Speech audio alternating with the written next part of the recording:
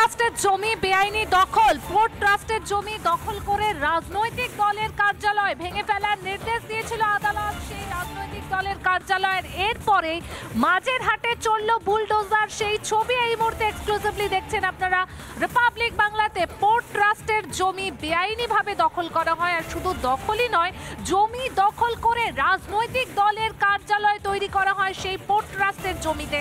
আর সেই কার্যালয় ভেঙে ফেলার নির্দেশ দিয়েছিল আদালত। আর সেই নির্দেশের পরেই মাঝেরহাটে চলল বুলডোজার। দেখতে পাচ্ছেন যে বুলডোজার দিয়ে যে পোর্ট ট্রাস্টের জমির ওপরে কার্যালয় গড়ে উঠেছিল সেটি ভাঙার কাজ চলছে। মাঝেরহাটে পোর্ট ট্রাস্টের জমি দখল, আর শুধুমাত্র জমি দখলই নয়, জমি দখল করে সেখানে গড়ে উঠেছিল রাজনৈতিক দলের কার্যালয়। এরপরে আদালতের নির্দেশ দেওয়া হয় যে সেই কার্যালয় ভেঙে ফেলতে হবে।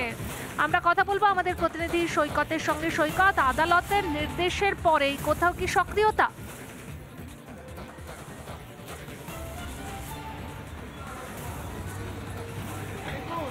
একদমই, দেখো, আদালতের নির্দেশের পরেই কিন্তু কলকাতা পোর্ট ট্রাস্ট গত পরশুদিন কলকাতা পুলিশের সহযোগিতায় এই এলাকায় এই মুহূর্তে যে দখলদারি উচ্ছেদ চলছে, বুলডোজার চলছে এই দখলদারির ওপর, সেইটা ভাঙতে এসেছিল। গত পরশুদিনেই একটা ক্ষোভ বিক্ষোভের সৃষ্টি হয়েছিল।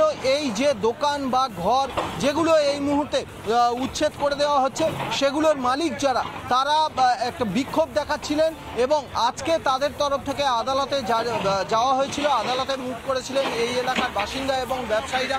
তারা আদালতে এই যে দখলদারি উচ্ছেদ অভিযান, সেই উচ্ছেদ অভিযানে স্টে চেয়েছিলেন, স্থগিতাদেশ চেয়েছিলেন এবং জরুরি ভিত্তিতে শুনানির আর্জি জানিয়েছিলেন। কিন্তু আদালত সেই স্টে করার আর্জি সম্পূর্ণভাবে খারিজ করে দিয়েছে এবং আগামীকাল আসতে বলেছে। এই মুহূর্তে মাঝেরহাট স্টেশন এবং মাঝেরহাট মেট্রো স্টেশন সংলগ্ন যে এলাকা ফুটপাতের ওপরে যে দোকান ছিল, বেশ কিছু ঘর ছিল, এমনকি একটা ক্লাব ছিল গত পরশুদিন, সেই ক্লাবটি ভাঙার সময়ই উত্তেজনা সৃষ্টি হয়। সেই জায়গায় আজকের একেবারে সম্পূর্ণভাবে দখলদারি উচ্ছেদ অভিযান চলছে। আমি আমার ভিডিও জার্নালিস্ট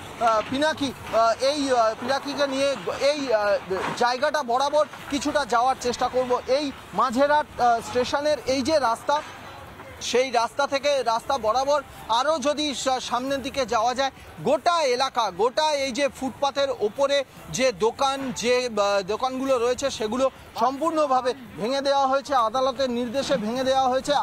আপনাদের সঙ্গে কথা বলবো। আপনাদেরই দোকান নাকি? এটা আমার বাড়ি ছিল, আমরা পুরোপুরি বাস করতাম। কি করবো, আমি ক্যান্সারের পেশেন্ট, কি করবো বলুন। আপনারা কতদিন ধরে? আমি তো এখানে মানে বললাম, ছোট থেকে বুড়ো হয়ে গেলাম। আপনারা যখন এসেছিলেন, এখানে থাকছিলেন, কাদের অনুমতি নিয়েছিলেন? কোনো অনুমতি এখন তো নেওয়া হয়নি। অনুমতি কার কাছ থেকে নেবো? ওভাবে কারণে আমরা ছোট তখন বাস করেছিলাম, কেউ বাধাও তো দেয়নি আমাদেরকে। যদি বাধা দিত কিন্তু একদম টাইম দিল না, কিচ্ছু দিল না, একদিনের মধ্যে সব ভেঙে গুণমাট করে দিল। এইখানে আমরা বুড়ি বাস করতাম। বুড়ির শরীর খারাপ হয়ে গেছে। তিনি এখন কোথায় আছেন? ওনাকে আগ্রায় পাঠিয়ে দিয়েছে।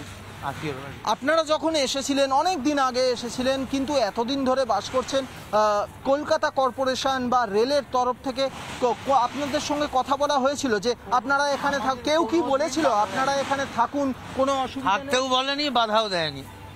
আমরা ছিলাম, তখন ফাঁকা ছিল, আমরা দখল ছিলাম, বাধা তো দেয়নি আমাদেরকে। আর নিশ্চয় বাধা দিলে আমরা থাকতাম না, চলে যেতাম। অর্থাৎ কেউ বাধা দেয়নি, যার ফলেই কিন্তু এখানে এই একজন বয়স্ক ভদ্রলোক, এরকম প্রচুর মানুষ এখানে দোকান করেছিলেন, এমনকি তারা থাকছিলেন। তা আপনার সঙ্গে কথা বলবো। আপনারও কি দোকান ছিল নাকি এখানে? ছিলি তো माझे हाथ में दुकान था, पर्स मनी पर्स का दादा 15 साल से हम लोग दुकानदारी करते थे। मेरे पीछे चार संसार था, चलता था। अब तो एक रोटी मुताबिक हम लोग। আপনি যখন দোকান ওখানে তৈরি করেছিলেন, কারুর পারমিশন নিয়েছিলেন বা কেউ আপনাদেরকে বলেছিল যে আপনারা দোকান করুন, আমরা আছি? अभी तो सुबह टाइम मॉर्निंग टाइम में हम लगाए रहते सर, तो वो लोग बोला कि आप दुकान बंद कर दीजिए, यहाँ सब काम तो होगा, लोग बंद कर दिए। এখন তাহলে কি করবেন? हाँ, अभी की करो सर, अब तो सोचे कि कहाँ जान पे दादा। अब तो मेरे पास है सारा है नहीं, अपना ना दुकान है ना घर है, 1 फुट 7-10 पे कमाते थे, 5 पैसा का घर। কাকু, আপনার কাছে আর একবার আসবো। আপনারা দুজনে ছিলেন, স্বামী স্ত্রী দুজনে ছিলেন, এখন কি করবেন, কোথায় যাবেন? ওপরওয়ালাই জানে কি বলবো বলুন তো, যা কিছু ছিল একটু এদিকে কিছু সরিয়ে নিয়েছি, আর এই যেতে ইনাদেরকে নিয়ে ঘুরছি, আর কি করবো জানি না কি। আমি আমি এখানে হকারি করতাম, আর আমার গিন্নি এখানে 2-4টে সাইকেল ফাইকেল রাখতো, এই নিয়ে আমাদের জীবিকা ছিল। একদমই সৈকত, বোঝাই যাচ্ছে যে প্রত্যেকেই কিন্তু একটা হতাশ যে যেভাবে বুলডোজার চালিয়ে দোকান ভেঙে দেওয়া হচ্ছে, পোর্ট ট্রাস্টের জমিও বেআইনি দখল। ধন্যবাদ সৈকত তোমাকে, আমরা পরে আবারও তোমার কাছে ফিরবো।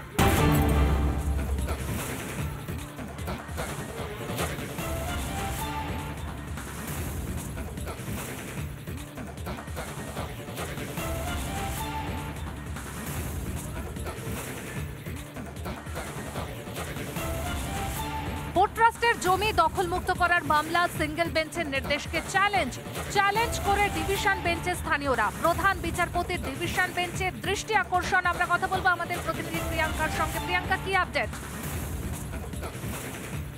আমাদের বাইরে উঠে আসছে মাঝেরহাটে পোর্ট ট্রাস্টের জমি দখলমুক্ত সংক্রান্ত সিঙ্গেল বেঞ্চের নির্দেশ চ্যালেঞ্জ করে ডিভিশন বেঞ্চের দ্বারস্থ স্থানীয় বাসিন্দারা। এলাকার স্থানীয় বাসিন্দারা প্রধান বিচারপতি ডিভিশন বেঞ্চের দৃষ্টি আকর্ষণ। তবে এলাকা দখলমুক্ত করার নির্দেশে অন্তর্বর্তীকালীন স্থগিতাদেশ এবং জরুরি ভিত্তিতে শুনানির আবেদন খারিজ করা হলো কলকাতা হাইকোর্টের তরফ থেকে। আগামীকাল অর্থাৎ 28শে জুন এই মামলায় শুনানির সম্ভাবনা রয়েছে, এমনটাই জানিয়েছেন প্রধান বিচারপতি ডিভিশন বেঞ্চ।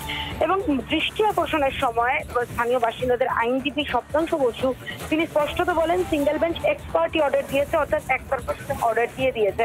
পুলিশ সংক্রান্ত মামলা এটা করা যায় না, এলাকা খালি করার নির্দেশ দেওয়া হয়েছে, এই মামলায় আমাদের যুক্ত করা হয়নি, আমাদের বক্তব্য শোনা হয়নি। তখন প্রধান বিচারপতি স্পষ্ট জানতে চান এই মামলার আইনজীবী কে ছিলেন, এবং সেই মামলার আইনজীবী এলে সেক্ষেত্রে আইনজীবী শুভঙ্কর নাথ তিনি স্পষ্টত বলেন, পোর্ট ট্রাস্ট একটা হসপিটাল রয়েছে, সেটা মাল্টি স্পেশালিটি হসপিটাল করবে, এবং সেখানে জমি দখল হয়ে রয়েছে, পার্টি অফিস আছে, স্টল রয়েছে, এলাকা ইতিমধ্যেই 95% খালি করে দেওয়া হয়েছে বলেই পোর্ট ট্রাস্টের আইনজীবীর তরফ থেকে জানানো হয়। এবং তারপরেই প্রধান বিচারপতি স্পষ্টত জানান এই মামলায় শুনানি হবে আগামীকাল, এবং এই সিঙ্গেল বেঞ্চের নির্দেশে এই মুহূর্তে কোনো অন্তর্বর্তীকালীন স্থগিতাদেশ দেওয়া হয়নি ডিভিশন বেঞ্চের তরফ থেকে। ফাইল। ধন্যবাদ প্রিয়াঙ্কা, আমরা কথা বলছিলাম আমাদের প্রতিনিধি প্রিয়াঙ্কার সঙ্গে।